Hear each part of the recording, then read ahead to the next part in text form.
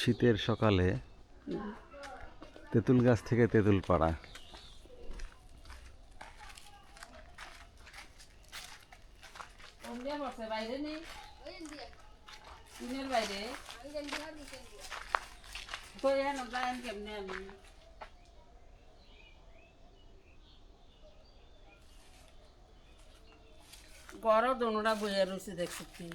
তুমি কি তেঁতুল দিয়ে কি করবা?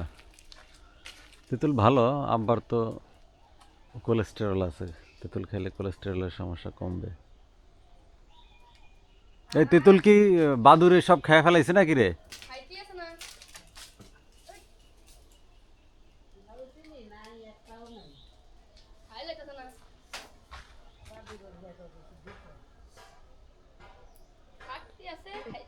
তেঁতুল কি পাকছে না সবই কাঁচা?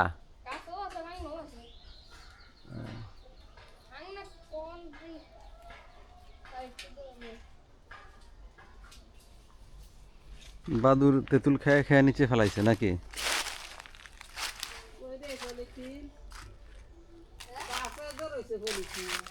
বাদুর তেঁতুল খেয়ে নিচে ফেলাইছে।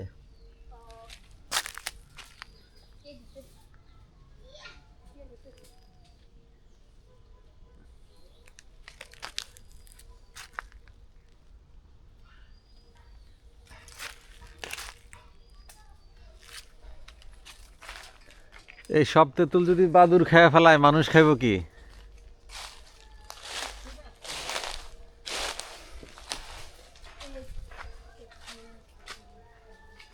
তোমরা একটা বুদ্ধি করতে পারতা। তেঁতুল গাছে তেঁতুল গাছের উপরে একটা টিনের কৌটা বা কিছুর মধ্যে একটা পাথর বাইন্দা রশি লাগায় রাখতা, ওটা টানলে আওয়াজ হলে আর বাদুর আসতো না। তুমি কি করো? তেঁতুল গাছের বাদুরে তেঁতুল সব খেয়ে ফেলে। তুমি যদি নাড়া দিয়ে আবার চলে না যেত, তারপরে বাদুরটা আবার আসতো। তুমি যখন ঘুমাতো তখন তো বাদুর আবারও আসতো। তুমি কি সারা রাত জেগে থাকবো নাকি?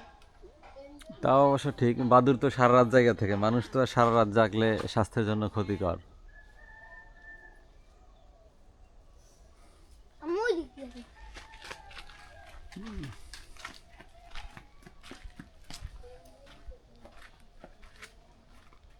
তেঁতুল সংগ্রহ না, এটা হলো আমলকি গাছ। যাও, এদিক দিয়ে যাওয়া যাবে? এদিক দিয়ে তো ঝোপ, যাওয়া সমস্যা।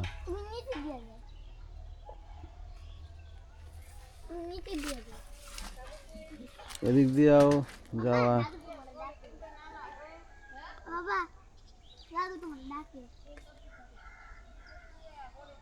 এটা কি পাখি? পাখিটা ঠান্ডায় কষ্ট পাচ্ছে।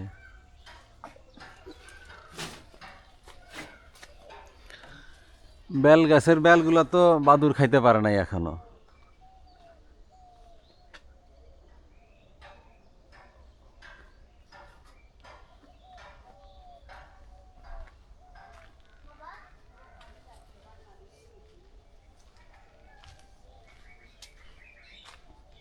কি তেঁতুল পাড়া শেষ, নেমে যাইতেছো?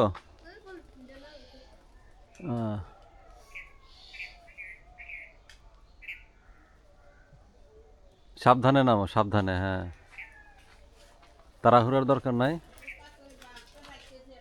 সাবধানে আস্তে ধীরে নামো। ও, তেঁতুলের পলিথিন তো পুরা নিচে পড়ে নাই, উপরে আটকায় আছে।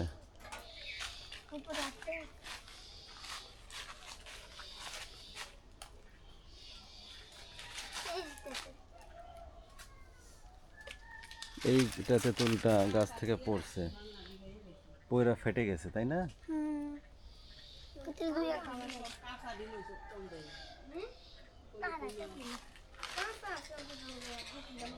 বুলবুলি পাখি চলে আসছে তেঁতুল খাইতে।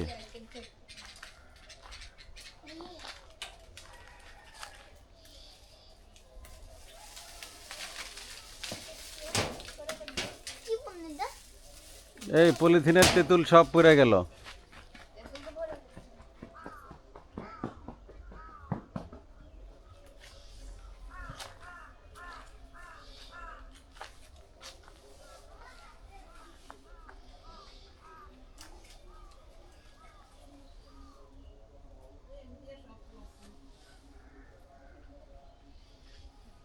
ঠান্ডায় পাখিরাও কেমন জড়সড় হয়ে গেছে, পাখিদের নড়াচড়া কমে গেছে, প্রচুর ঠান্ডা পড়তেছে।